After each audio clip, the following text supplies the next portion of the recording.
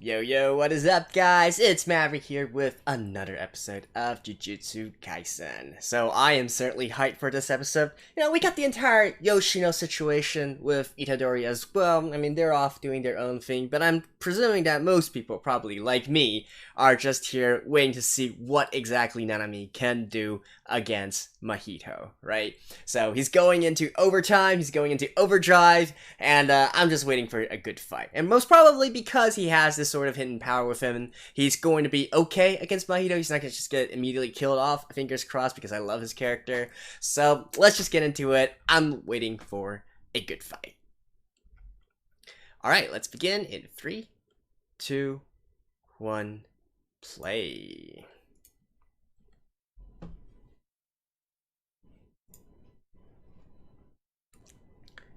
I'll show you what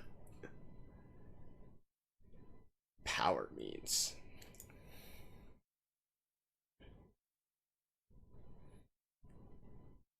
Aw, this is such a good scene last episode.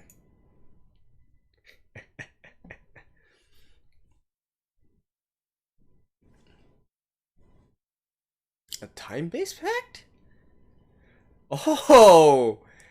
Yeah. But I like that, because, again, this goes back into...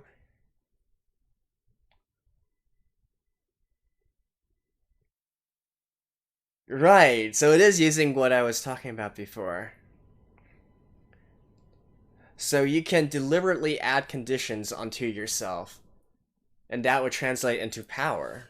I love that.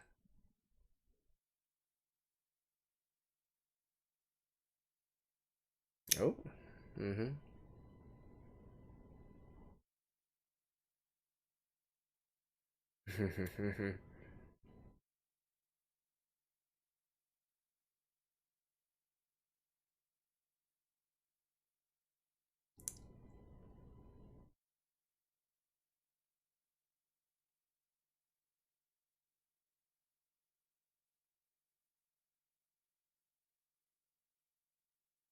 Ooh.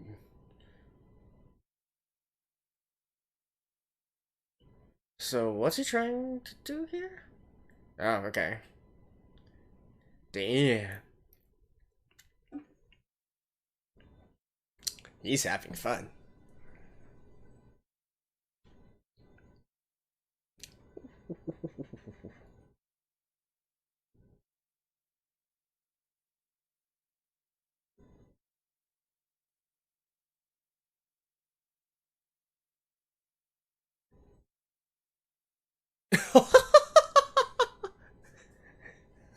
This guy.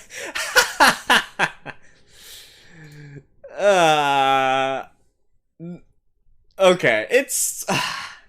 I seriously don't know who I like more, Ryojo or or Nanami. Damn.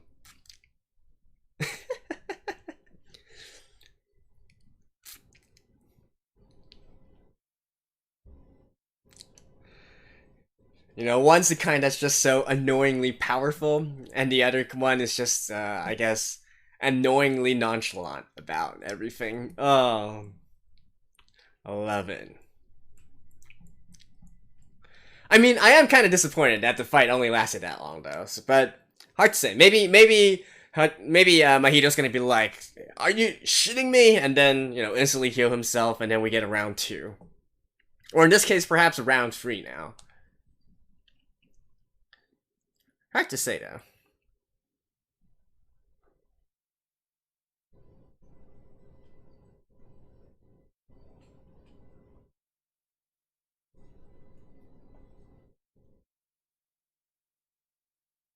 By the way, we haven't seen the others in a long time now.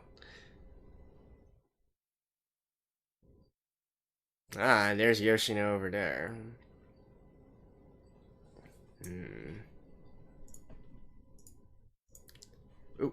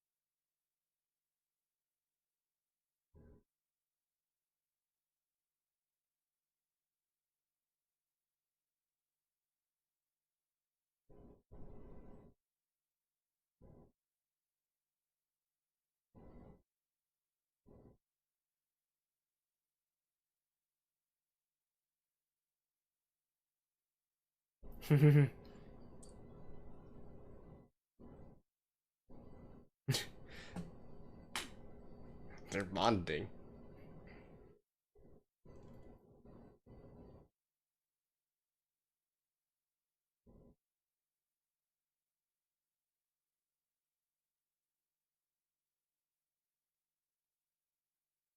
Hmm?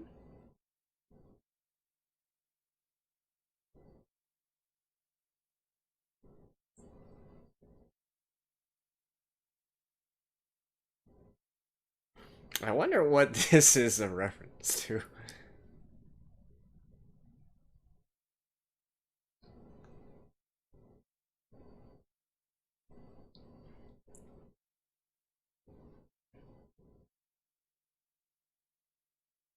Hmm.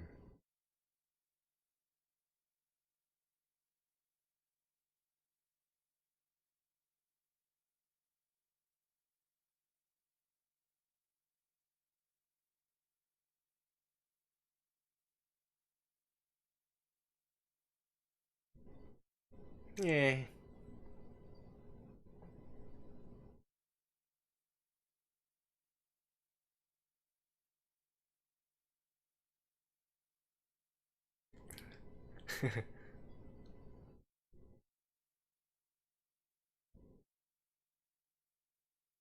Hmm.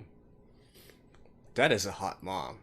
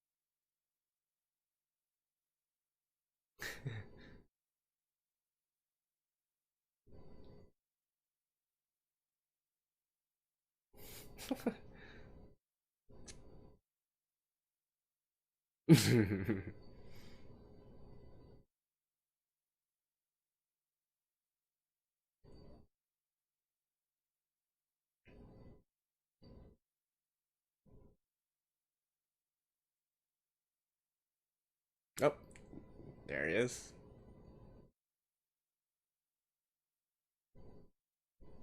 Okay. So now I mean, got it. Damn.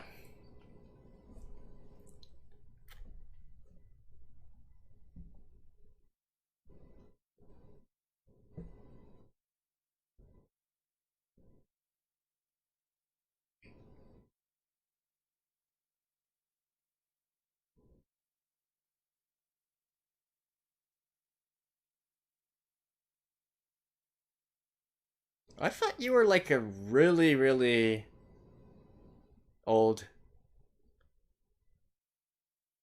cursed spirit already.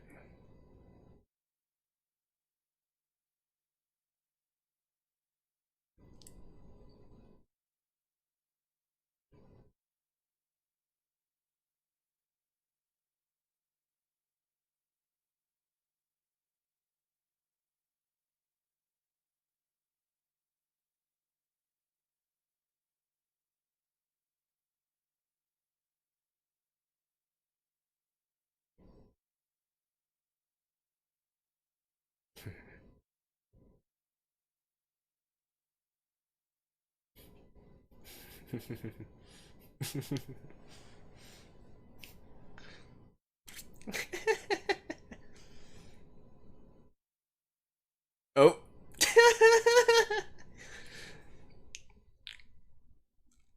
Oh. Wait, his arm. Oh, okay, okay. Oh, I thought his arm was like.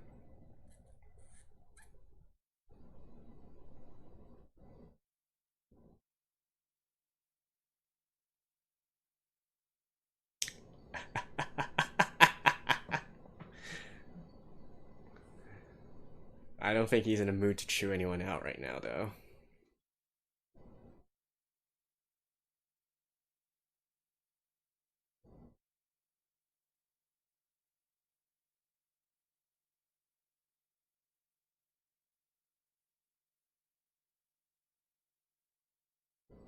Hmm. Okay. That's kind of weird, though. You would think that a cursed spirit. Ah, I was wondering why he didn't use a domain.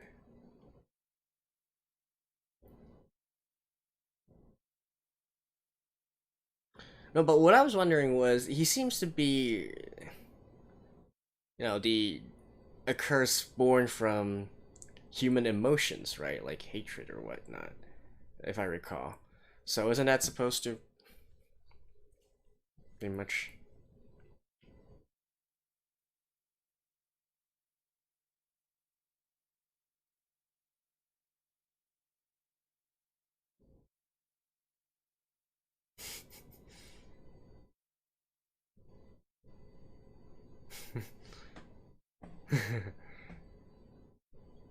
Well, no, okay.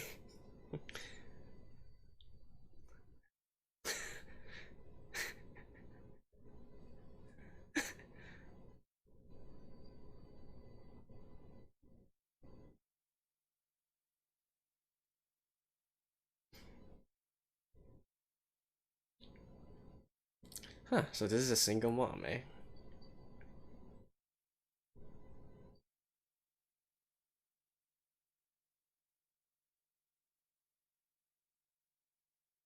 Hmm.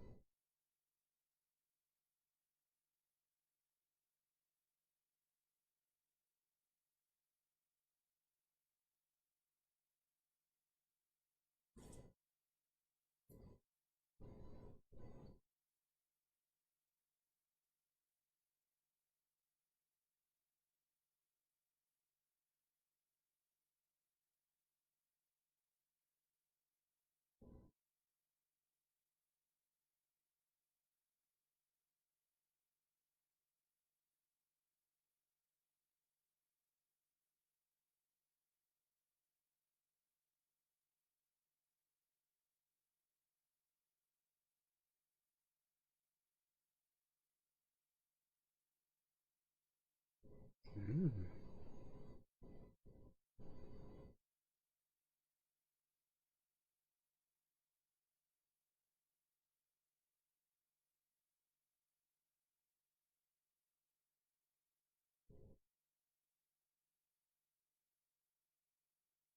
Oh.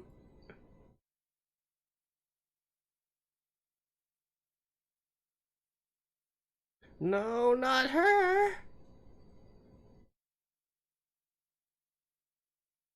Damn.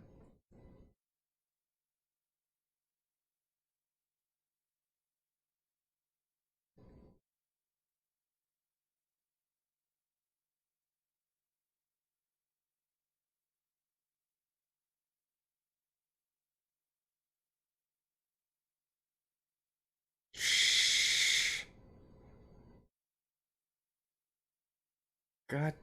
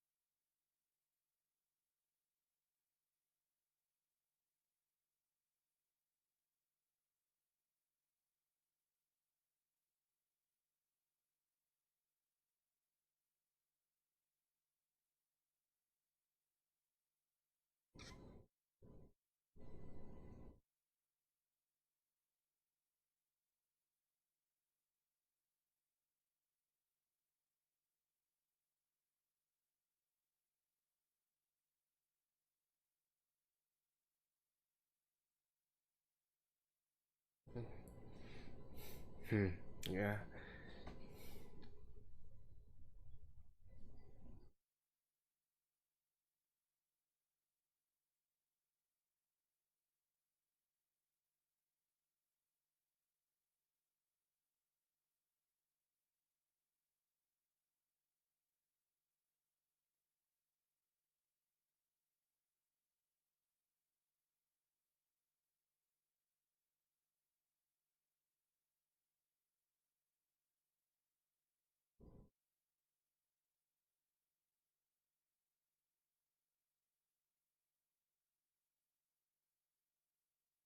Oh.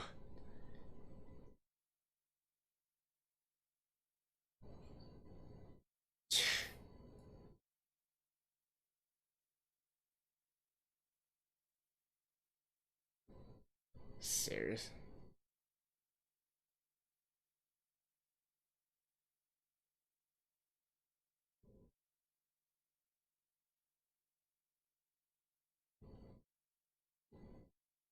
So, huh.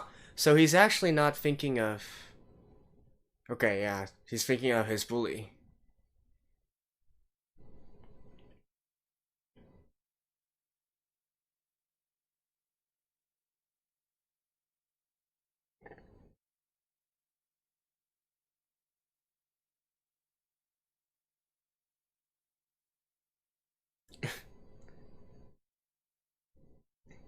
Yeah, he doesn't really want to stand out for this.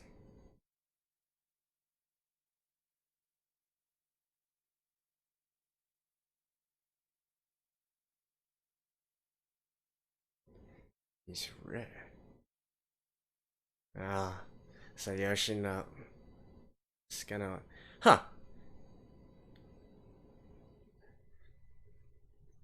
I highly doubt that this rich kid would want to curse somebody's mom. That doesn't really make sense. It's gotta be these guys.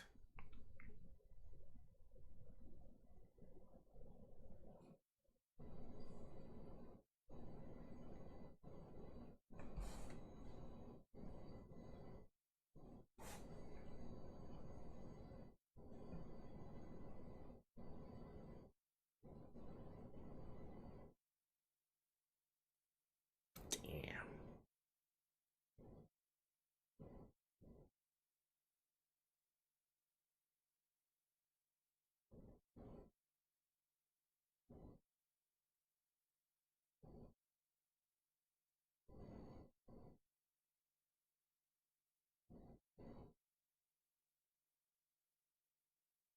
Holy shit.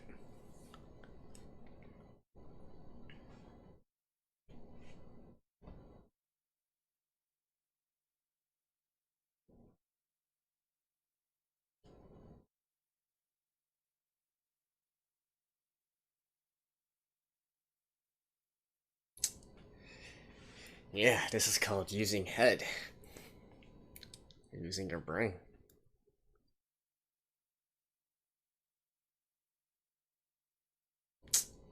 Damn.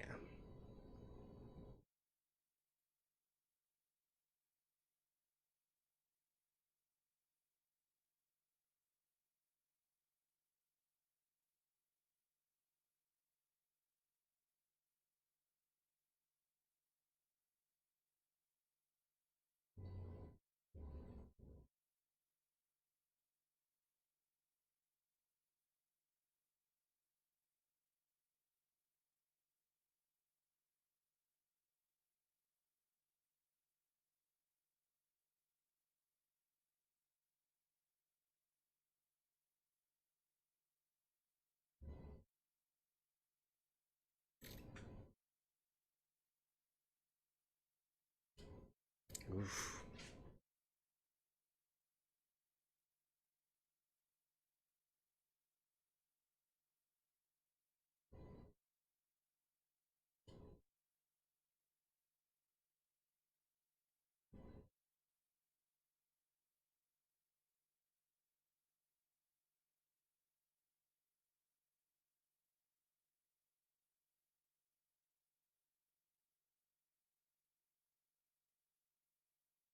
Yeah, at this point, all he wants to do is have basically vent his anger.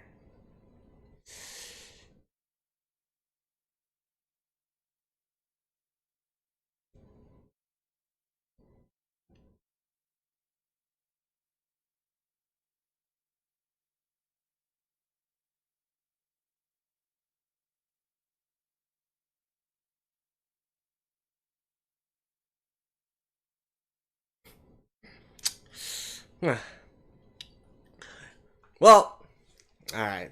At least it's not something as ridiculous as, you know, blaming Itadori, clicking the finger there, right? I actually thought they were going to go from that angle and all that. But this is more believable. I like this a lot more. Right? Just utilizing the hatred already within him. And really just push him over the edge, right? It doesn't really matter to Yoshino now whether or not this actually makes sense or not.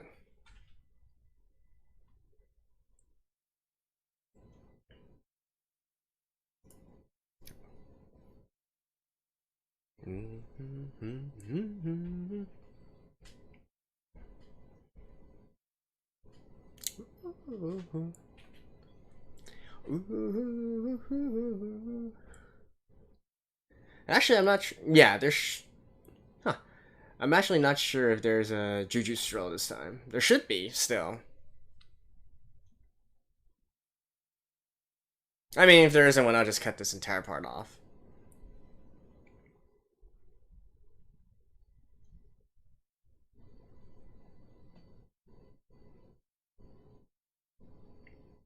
Maybe a little bit?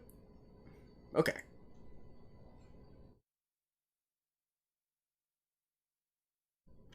Wait, what? Wait, was that an Evangelion reference?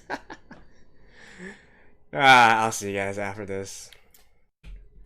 Man, why'd they have to go and kill the hot mom off right as she is introduced? Like, that's just not fair. That's just not fair. Like, real talk, even though there's lots of female characters introduced already in the anime, and some of them are quite attractive as well, and or interesting in their own ways, but you know, Yoshino's mom has both the looks and personality, and yeah, she's just great. She's probably my number one right now, even though she only appeared briefly in this episode.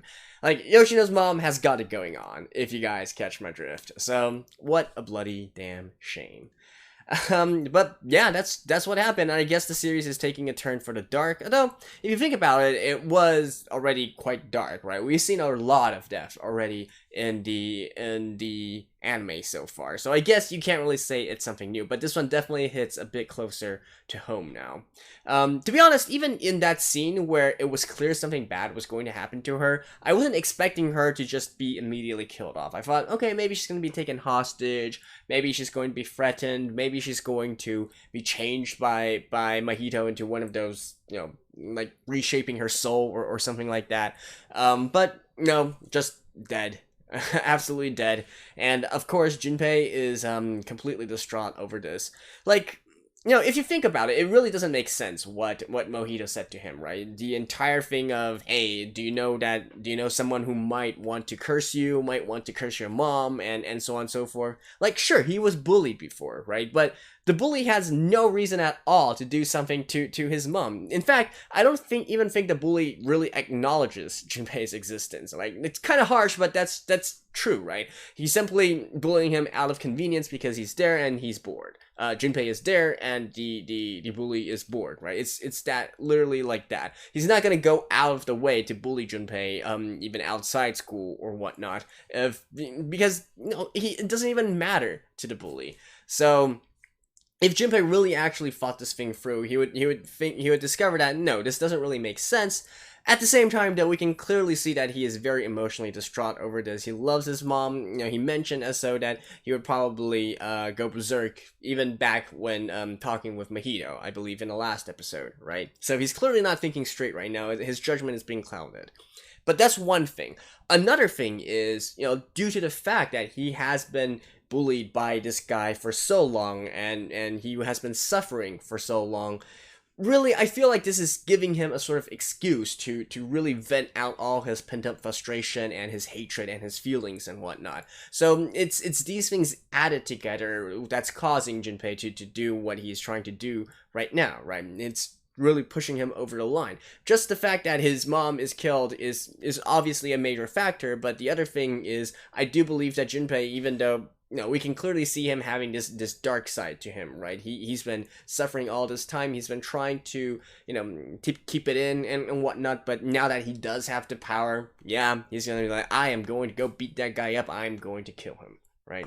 So, definitely understand that. But once again, as I said last episode, once he crosses the line, I really don't think that.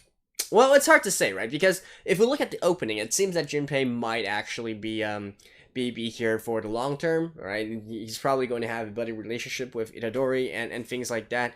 But if that were the case, I would think that he probably won't be able to kill anyone. I mean, before he was able to kill the bully, Itadori arrived on the scene, right? So, at the end of the day, I do still think that probably Junpei is going to be able to keep his hands clean throughout all this. Beyond that, one other quick thing which kind of confuses me a little bit, but I'm not quite sure if this is correct. So during the scene where we talk about Junpei's mom being killed and her body being discovered and all that, it said before the incident at the high school. So I'm not quite sure what they're talking about. Is it talking about like the high school event happened first and then they found the body and whatnot? I'm not sure what exact incident they are referring to right here. So my best guess right now is that what we see at the end there with Itadori and Junpei facing off, that's happening first, and then they later on went back and discovered the body and Sukuna's finger there, right? And I presume the entire reason that Sukuna's finger is being left there is because, the bad guys, the antagonists, they want Sukuna to gain more and more power so that he can wrestle control from Itadori and then, I don't know, cause chaos, right? Or at least cause Gojo some problems, and so on and so forth.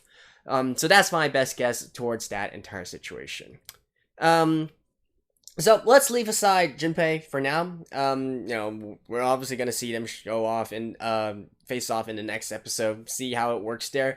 And like I mentioned in the episode, I'm really glad that they didn't go for a story where they're trying to pin the blame on Itadori, on the Jujutsu sorcerers or whatnot, because that would make even less sense than what they're doing here, right? I feel like right now it's striking a nice balance of still being really explainable by Junpei's mental state and his deep hatred towards his bully, right? So I do like the way that they handled this one. So, putting all that aside, let's talk a little bit more about the mechanics of the world, right? And the sorceries and whatnot. So we have to go back to when Nanami was fighting against Mahito. And by the way, that fight was way too short. I still absolutely love it. I love Nanami's character, but that fight was absolutely too short. Now, in terms of the mechanics part, I did mention this also in the last episode, I believe, and that is, or was that the episode before? And which is, when we first learned that Nanami is able to basically promise this sort of pact, like, I will tell you everything about my ability, and so because he actively does this forms a pact of how he approaches his enemies and whatnot, and that causes his own curse technique to increase in strength, that causes him to be able to unleash more cursed energy, right? And so at that point, I was thinking, hey, maybe anybody can make any sort of pack and declare any sort of pack, and as long as they stick to it, right, their cursed energy levels will increase because they're sticking to this pack. Because even early on, I think Sukuna has mentioned before that really cursed energy and even all the cursed spirits and whatnot, they need to obey these packs, right? They can't just break them in any way that they want. The packs do form a basis for their energy and whatnot, and so it's kind of confirmed also here by Nanami as well, because he clearly has this pact of, okay, during the normal working hours, I'm gonna have weaker cursed energy than usual. I'm gonna have weaker energy outputs. However, once we go beyond normal working hours, all my restrictions are lifted, and then I can unleash even more cursed energy than before, right? So I do wonder if this is a case where anybody can sort of say that they want to stick to any kind of regime, any kind of pact or whatnot, any kind of daily schedule. Like, say for instance, just to put something out there, maybe I'm going to declare that I will always get at least 8 hours of sleep every day, and so if I do, my cursed energy will increase, like things like that. Or I don't know, maybe it has to be something that actively harms you in a way, like if we're looking at it from a more give and take kind of situation, maybe not actively harm you, but actively weakens you during a certain period of time, right? Like, for instance, I could say, since already we can see that there is a time-based packs, we can say, okay, during the weekdays, my cursed energy levels will be cut in half, but on the weekends it's going to be tripled or something like that, right? Or the example I mentioned before in the past episode was, maybe I can say I will only ever fight using my bare fist. If I pick up any weapon or whatnot, then that breaks the packs, and then my cursed energy will be significantly weakened. However, if I always fight just using my bare fist, my overall cursed energy output would increase, right? And so I would be, basically, the more focused you are on a particular thing, the more power that you are able to unleash. I feel like that kind of makes a lot of sense, right? Because you are taking the power away from sort of like other avenues or whatnot, and focusing it more on just one particular thing, right? I do feel like that is a pretty interesting and yet very doable kind of mechanic here. So basically, specialization versus generalization. So I love that. I do hope that we will explore that a little bit more in the future, but so far, from what we can see from Nanami, it certainly looks promising. Now, to see if the only thing missing here is to actually see Nanami utilize his abilities and his power up in a longer period of time, right? Like, that was such an anticlimactic fight, though. The scene itself was still super cool, but the fact that, hey, at the end of the day, he basically just cut off Mahito's leg, and then hightailed it out. He didn't even hightail out of there. He literally walked out of there, right? So I guess he still knows deep down that his cursed energy is no match for Mahito, so that's why he decided to make a tactical retreat, if you will. But yeah, I certainly do hope we'll see more of his battles in the future. And speaking of Mahito, just one last observation there. So again, I'm kind of surprised that he's such a new cursed spirit, right? During that scene where he was fighting against Nanami, I was indeed thinking why he didn't actually unleash his domain. At that point in time, I was thinking maybe he's just so confident in himself that he doesn't need to use this. But as it turns out, he's actually a fairly new cursed spirit, and so he hasn't really developed that technique yet. Which, again, to me is kind of strange, because being this this conglomeration of hatred, right? you would think that that happened way, way, way long ago in human history and all that. And like hatred and envy and these kinds of negative emotions, they must have happened for so long already. How come he's only been born right now? That's a big question mark. But maybe we'll learn more about it, maybe not. In any case, that's it for episode 11 of Jujutsu Kaisen. Hope you guys like this, and next episode is actually not going to be the finale, I think, because this is actually a 2-core anime. 24 episodes here. So anyways, I'll see you guys next week. Bye-bye.